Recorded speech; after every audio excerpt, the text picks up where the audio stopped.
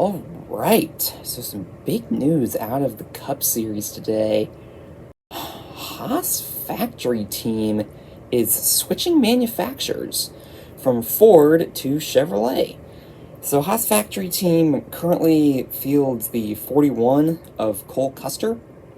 It is a Ford, as I just mentioned. They also field the number 41 and 00 cars for Sam Mayer and Sheldon Creed, respectively, in the O'Reilly Auto Parts series. Well, currently still the Xfinity series, but will be renamed. So, this is a really interesting move. So for one, this is not going to help Ford's program in the O'Reilly Auto Parts series.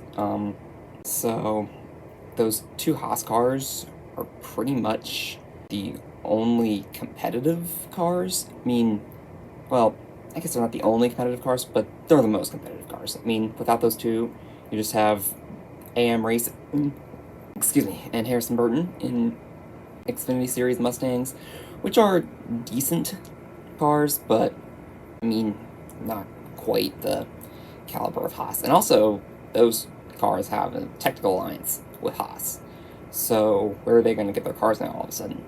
Now, they're having rumors of either Team Penske or RFK Racing, perhaps even both, who knows, re-entering the Xfinity Series. There we go. But, oh, and I keep saying Xfinity. O'Reilly, need to get in the habit of that. So, that would be interesting to have some of those teams come back. But anyway, so that's probably the biggest implication this move has. Currently, Sam Mayer in a Haas car was the only Xfinity Series driver to win in a Ford this year. He got that done at Iowa. He has far and away been the best driver for Ford in that series. I believe he currently sits third in the regular season points. So he's had a strong season. I know there were kind of some concerns. Man, I really can't talk today. About him, being a little too checkers or wreckers, either winning or crashing on the first lap. I totally understood those concerns. I saw him make a lot of mistakes in his first three seasons with JRM, but he has really stepped up his game this year. Like I said, he's third in the points. I don't even think he could sniff being that high in his previous seasons. So he's stepped up this year, and with Cole Custer and Riley Herbst moving up, he's kind of filled that slot nicely. He'll be back in a Chevrolet, as will Sheldon Creed, who is still yet to win in the Xfinity Series, O'Reilly Series. But yeah, we'll see how that lineup looks. As far as the O'Reilly side of things goes, I'm not sure this is a very good move, because, I know this team wasn't getting a ton of support on the Cup side. Well, if any at all, from Ford. But I'd have to imagine on the O'Reilly side of things, they're the number one team. They'd have to be getting at least something. And I know Ford doesn't really care much about the series. I guess I don't know that, but they haven't put as much effort into it as Chevrolet, even Toyota have. Because Toyota, they only have 6 competitive Xfinity cars, but those Joe Gibbs racing cars, and I guess the 2 Sam Hunt cars as well, the 1 full-time Sam Hunt car and the 1 part-time car, so really they only have 5.5 cars, but when those JGR cars are good, they are really good. And ultimately this does come down to the driver, at least a little bit, because we have seen, last year, Almirola won 3 times, Ryan Truex was able to win a couple races. Chandler Smith, in one of the full-time seats, was able to win a couple races.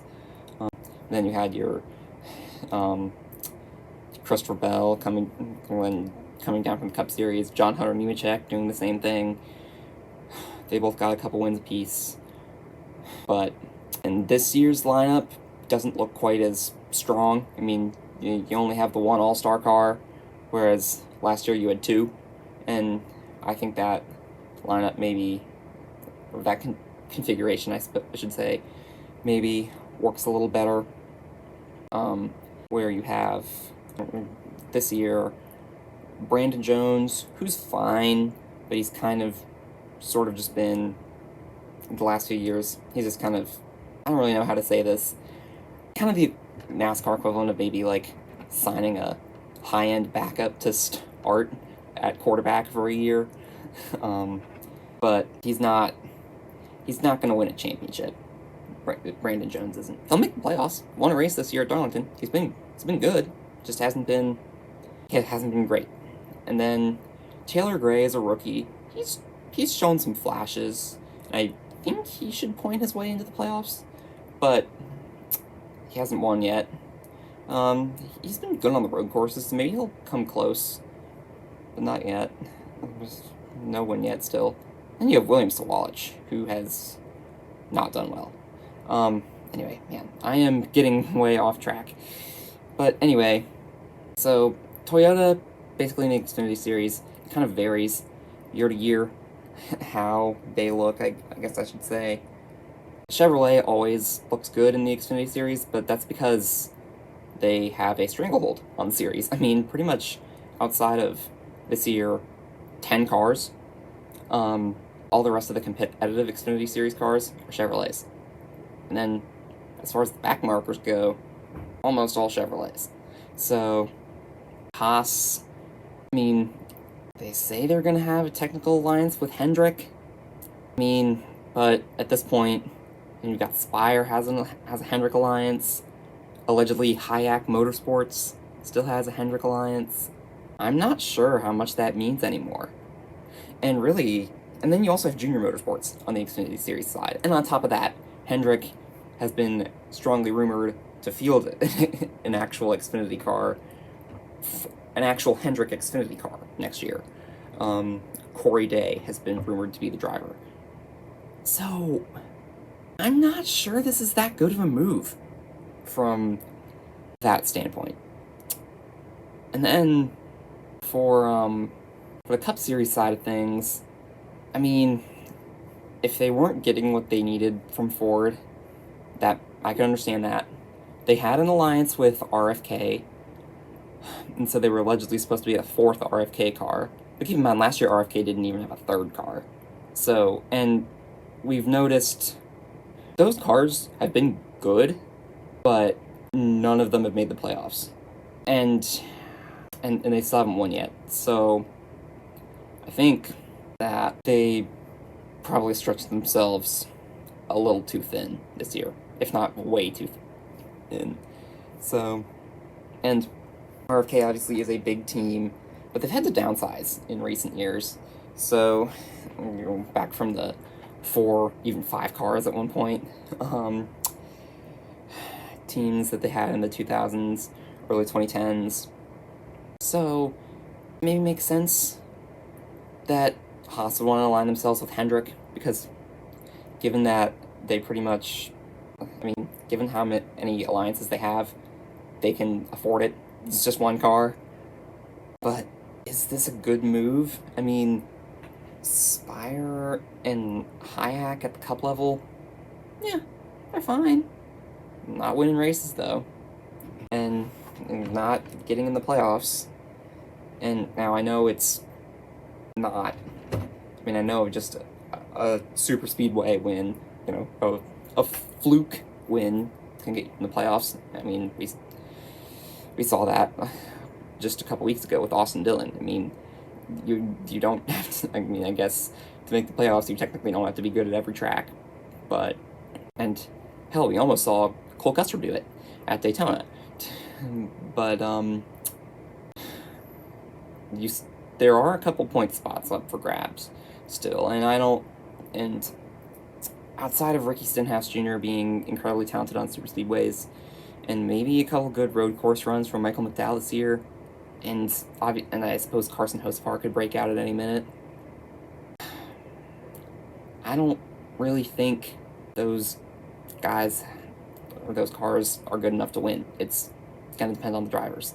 And Custer, I think, is a good driver. I mean, he's an Xfinity Series champion. He's won a bunch of races in that series. Does have a Cup win. Came a long time ago. And I feel like he's kind of been dealt a bad hand in his Cup career as well, because he's kind of been... So his rookie year was the COVID year. So he pretty much just had to show up with no practice outside of the first 4 races of the year before the season got paused.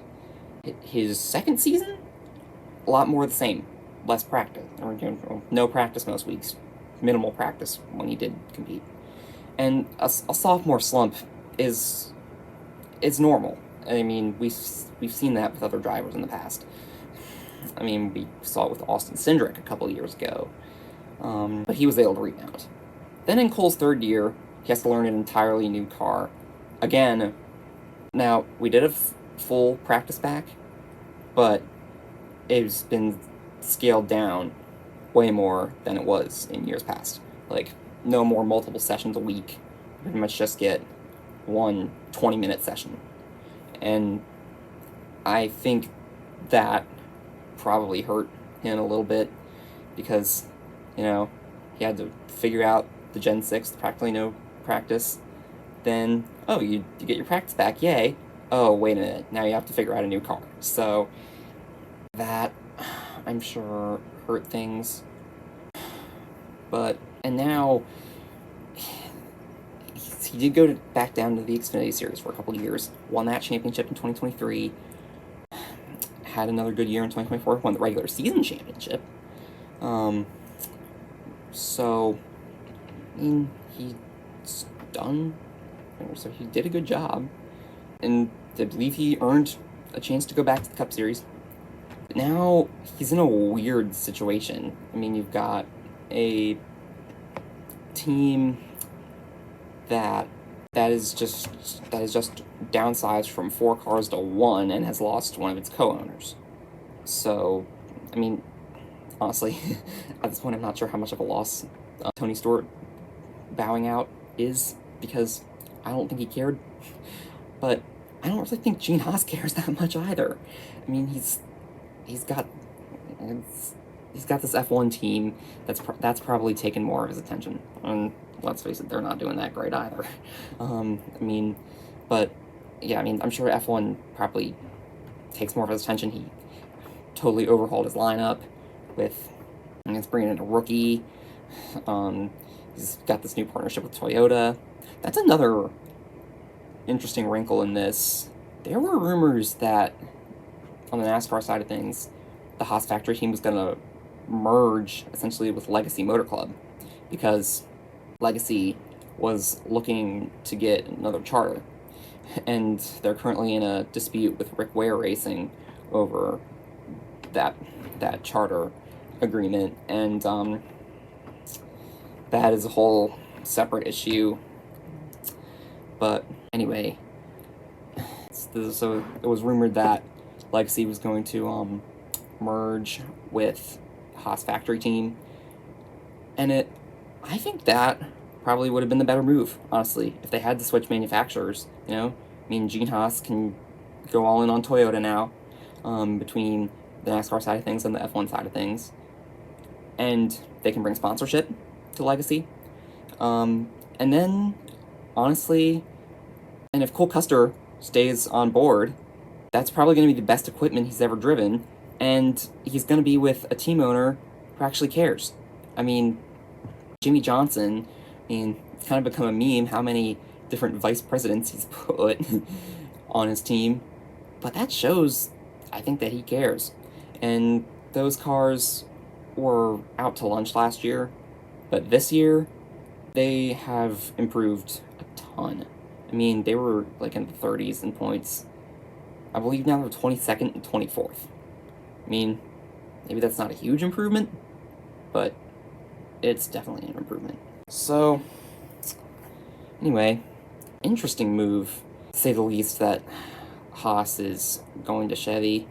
It's certainly going to affect things on the O'Reilly side.